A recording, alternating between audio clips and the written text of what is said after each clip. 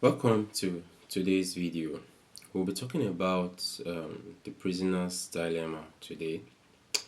The prisoner's dilemma is a concept associated with game theory. So, what is the prisoner's dilemma? I'm sure already you'll be thinking that this has to do with something relating to a prison. You are probably correct. However, it is important to note that the prisoner's dilemma is more than just a prison house. It's more than that. But imagine this two friends. Let's call them Jay and Marcus. Jay is a smooth talker. He can convince someone. One night he pulls Marcus aside and says, "Listen, Marcus, there's a quick score, an empty warehouse on the edge of town. There's some electronics that nobody's watching. In and out, it's easy money. We split everything down the middle, 50-50." Marcus is nervous. He's never really done something like this before. But Jay, being a smooth talker, he keeps on talking, painting the picture. There are no cameras, no guard, just a weak lock and a fat payday. Eventually, the Nigerian economy, Marcus gives in. They go, they get the goods. They are almost home free until a random security patrol spots the van. Lights out, siren, they're running, they ditch the store, they scatter, but the police eventually catch them and they are brought to the prison. In the prison, they're in separate holding cells. The detective don't really have much on the crime. No stolen properties recovered, no clear fingerprints. It's a weak case, but the charge is a big charge. So the prosecutor walks into each of the cells with the same deal. Here's the situation, he says to Jay. Then he says the exact same thing to Marcus. If both of you stay quiet, we can only stick you with a minor charge, 1 year each. But if you talk and your partner stays quiet, you walk free today. Your partner takes the full hit. If both of you talk, however, you both get a solid 5 years. Jay sits there staring at the wall. Marcus does the same in the other cell. Neither can talk to the other. Neither knows what the other will do. And that is where the real trap begins. On the paper, it is cold and clear maths. Whatever your partner chooses, you personally come out better by talking. If he stays quiet and you talk, you go free. If he talks and you stay quiet, you get crushed. So the smart move for each of them is to confess. Now, what is the problem with this? Both of them are thinking the exact same way. Both will eventually talk, and instead of 1 year each for both of them, they both get the heavier sentence. They followed pure self interest, and eventually, self interest cost them. That little story is the prisoner's dilemma.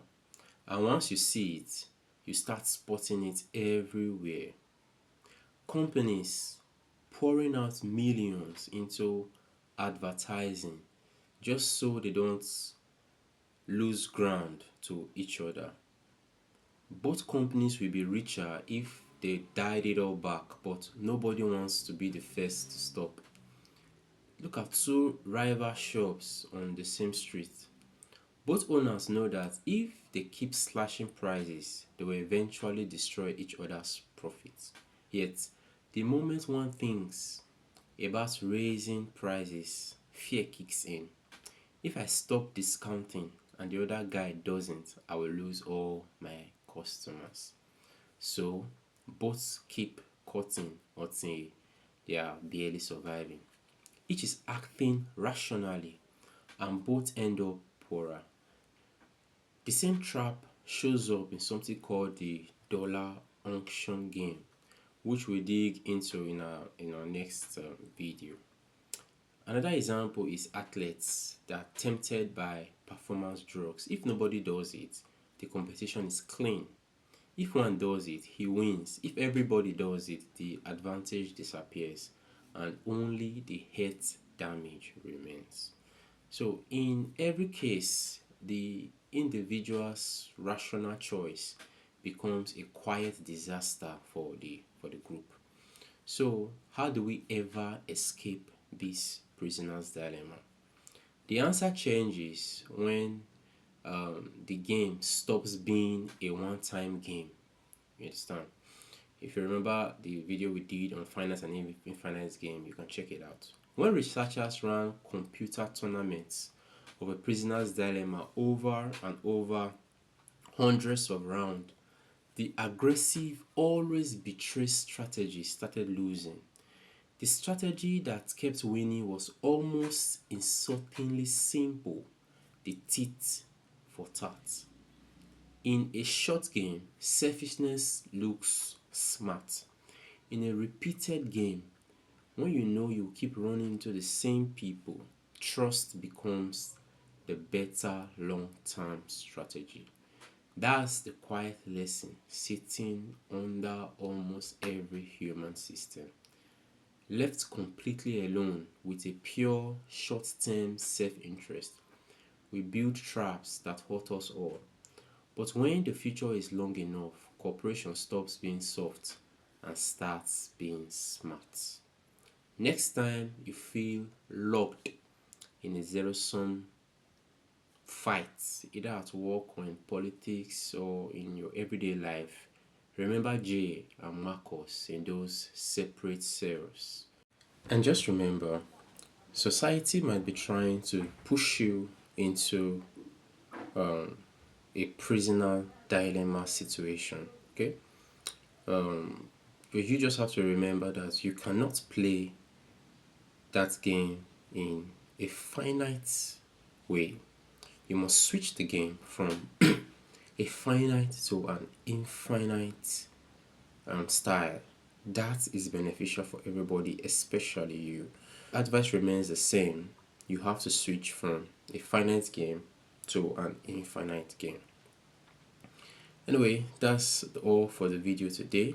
I'll see you next time when we talk about the dollar auction game. Please, if this is your first time of watching my videos, and I'm sure it is, please subscribe to my channel to encourage me and like this video. You can also share it. I would really appreciate it. Thank you. God bless.